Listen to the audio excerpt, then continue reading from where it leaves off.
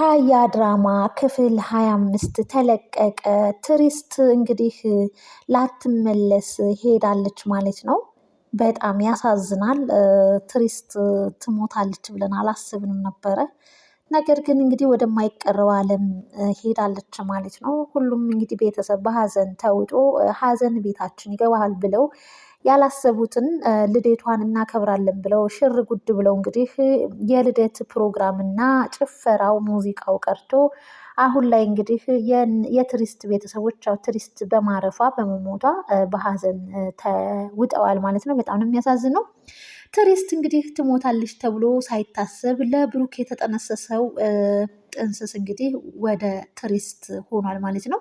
ይህ ደግሞ ትሪስት እንግዲህ ብሩክዬ ከሚሞትባት እሷ ራሷን አሳልፋ ሰጥታለች ማለት ነው።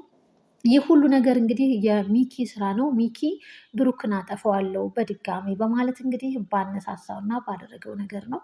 በጣም ያሳዝናል። እንግዲህ የሚኪ አባትና እህቱም በለቅሶ ቤት እንግዲህ በእነ ትሪስት ቤት ተገኝተዋል ማለት ነው። በብሩክ በኩልም ደግሞ ወዳጅ ዘመድ እንግዲህ መጥቷል ማለት ነው። ሪስፔክተርም ፖሊሱም እንግዲህ የምርመራ ስራውን ጀምሯል ማለት ነው። እንግዲህ አሁን ላይ በጣም ያሳዝናል። ትሪስት ትሞታለች ብለን አልጠበቅንም ነበረ። ምክንያቱም ትሪስት ብዙ ስራዎችን ሰርታ ልታሳየንም ያለች እንዲሁም ደግሞ ብዙ ሰዎችም ደግሞ የእሷን ድጋፍ የሚፈልጉም ነበሩ። እንግዲህ ሞት ያው ተናግሮ አይደለም የሚመጣውና በሚያሳዝን ሁኔታ ከቤት ወጥታ ሳትመለስ ቀርታለች ማለት ነው። እጅጉን በጣም የሚያሳዝን መሩህ ሀዘን እንግዲህ ብሩክም ሆነ ሚኪም ባደረገው ነገር ተጸጽቷል። ምክንያቱም የወቅሳታልም ትታው በመሄዷም እንዴት ለብሩክ ብለሽ ራስሽን አሳልፈሽ ትሰጫለሽ በማለት እንግዲህ ፎቶዋን ይዞ እየወቀሳትም እያለቀሰም ተመልክተነዋል ማለት ነው። የሚኪ ስራ እንግዲህ የማትጠገበው በሰው ዘንድ እንግዲህ ቅንና መልካም የሆነችዋን ሰው በሱ ስራ እሱ ባቀነባበረው ነገር እንግዲህ ትሪስትን ያው አተዋታል ማለት ነው። ልጆቿ በጣም ነው የሚያሳዝኑት። ምግብም አንበላም ብለው እንግዲህ ኩችር ብለው ከክላሳቸውም አይወጡም ነበረ። እህትና ወንድም በጣም የሚያሳዝን መሩህ የሆነ ሀዘን ገጥሟቸዋል። እኛም ወደ እሷ በሄድን ሲሉም ነበረ።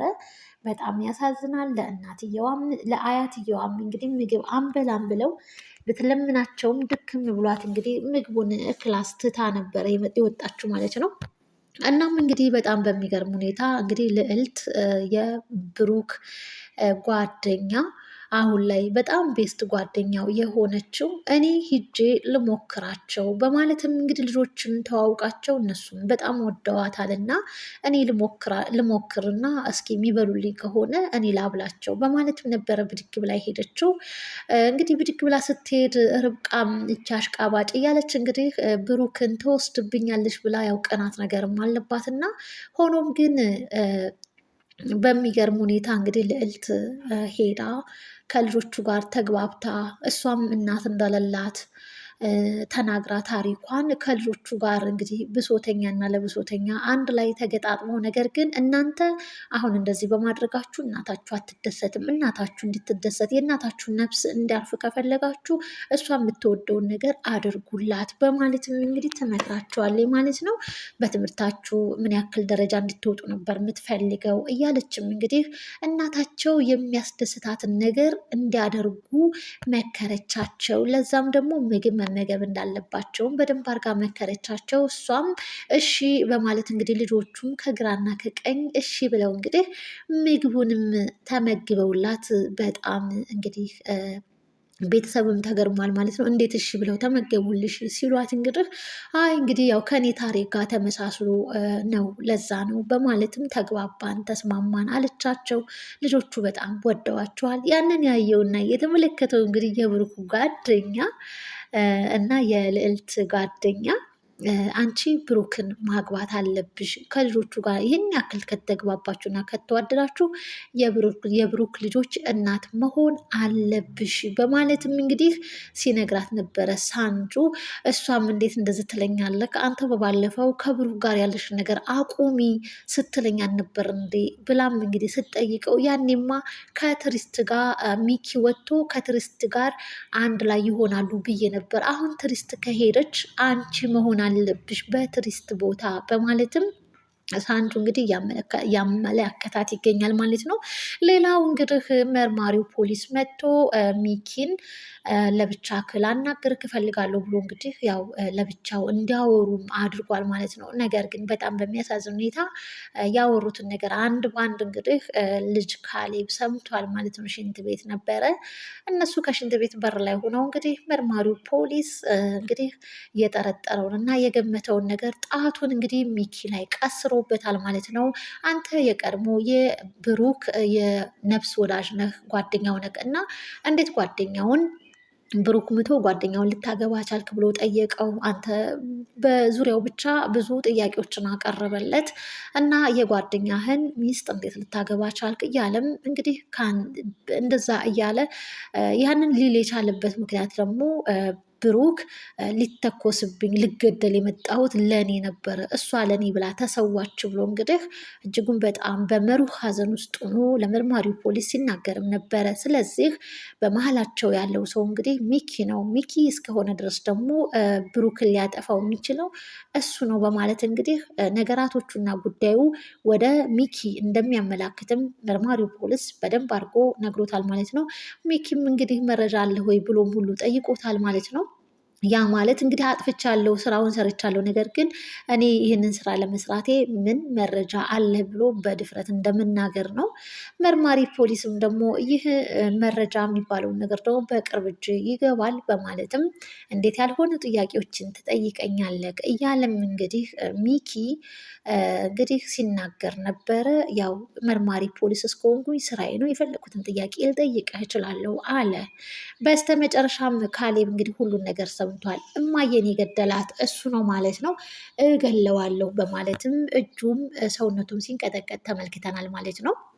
ሌላው እንግዲህ ሚኪ እንደዛ ብሎ እንደተናገረው እንግዲህ ለብሩክ ደግሞ እንዲጠነቀቅ ይነግረዋል ማለት ነው። መጠንቀቅ እንዳለብኝ አውቄያለሁ፣ ነገር ግን ከማን ነው የምጠነቀቀው? ማን ነው ጠላቴ? በማለትም ነበር የተናገረው። ጠላት ክነን ልንገርህ፣ ቤት ውስጥ ያለው ሚኪያስ ነው በማለትም ነበር የተናገረው። ሚኪ እኮ ጓደኛዬ ነው፣ እንዴት እኔን እንደዚህ ሊያጠፋኝ ይሞክራል? በማለት እንግዲህ ብሩክ ትልቅ ጥያቄ ገብቶበታል ማለት ነው። ያንንም መርማሪ ፖሊስ እንግዲህ ግልጽ አድርጎታል። ትሪስትን እንግዲህ የአንተ ሚስት ናት፣ የነፍስ ወዳጅ ደግሞ እሷ ገብቷል። አንተ አሁን አለክ በህይወት እና እንዴት ላይሆን ይችላል? በማለትም እንግዲህ መርማሪ ፖሊስም እንግዲህ ራሱን መጠበቅ እንዳለበት አስጠንቅቆታል ማለት ነው። ሚኪ ብሩክ እንግዲህ ሚኪ ነው የምጠረጥረው ሚኪ ነው ባለው መሰረት መርማሪ ፖሊስ እጅጉን በጣም ሚኪን ሲያይ ብሩክ ተናደደ፣ ተንቀጠቀጠ። በጣም ብቻ እንግዲህ በሳሎን ውስጥ እንግዲህ በለቅሶ ውስጥ እንግዲህ ተፋጠው ተመልክተናቸዋል ማለት ነው።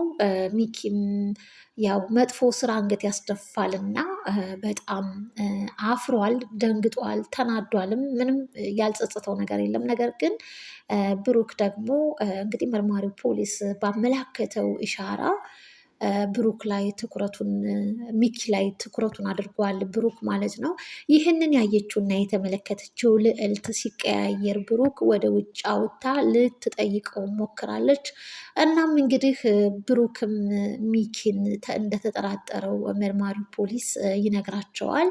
በጣም ተደናገጡ ሳንጁ። እኔም ግምቱና ጥርጥሩ ነበረኝ በማለትም እሱ ሆኖ ካወኩኝና ከተገኘ እገለዋለሁ አለ ብሩክም ማለት ነው። ልዕልትም እንግዲህ ያው ጠበቃም ስለሆነች ይሄን ነገር በህግ ጉዳይ ነው ልናጣራ የምንችለው። ያው በንዴትም ስለሆነ በብስጭትም ስለሆነ ሳንዱ እንግዲህ ብሩክን አዎ ጃዝ ጃዝ ሲለውም ነበረ። ልዕልትም እየተቆጣቻቸው ነበር ማለት ነው። በስነ ስርዓት ነገራቶቹን ልናጸናቸውና ልናነባቸው ይገባል። ከዛ ውጭ ግን ምንም አይነት ነገር ልናደርግ አይገባም። እናታቸው ሞታለች እና አንተ የሆነ ነገር ብታደርግ ሚኪን እስር ቤት ነው የምትገባው።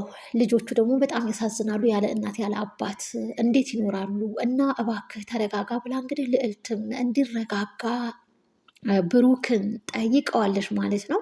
በጣም ያሳዝናል። እንግዲህ አሁን ላይ ካሌብ እንግዲህ ከእህቱም ጋር እማዬን የገደላትን ሰው ብታቂ ምን ታደርጊያለሽ እየተባባሉ ሲጠያየቁ እገለዋለሁ ተባብለዋል።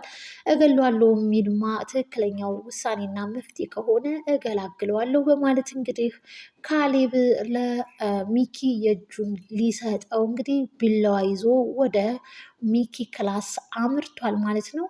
ካሌብ ሚኪን በቢላው ይዞ እንደሄደ ይወጋው ይሆን ወይንስ ሚኪ ይተርፍ ይሆን? ውድና የተከበራችሁ አድማጭ ተመልካች ቤተሰብ እንግዲህ ግምት፣ ሀሳብ አስተያየታችሁን በኮመንት አጋሩን። በቀጣይ ክፍል እስክንገናኝ ድረስ እንግዲህ ባላችሁበት ቸር ሰንብቱ። ለዚህ ቻናል አዲስ ሲሆናችሁ ቻናሉን ሰብስክራይብ በማድረግ ቤተሰብ ነባሮች ላይክ፣ ሼር አትርሱ ማለት ነው። በጣም የሚያሳዝነው እንግዲህ ይህን ይመስላል የካያ ድራማ የክፍል 25 ማለት ነው። ክፍል 26 ይቀጥላል። እሱን እስክናደርሳችሁ ቸር ሰንብቱ። ላይክ ሰብስክራይብ አትርሱ። ባይ ባይ።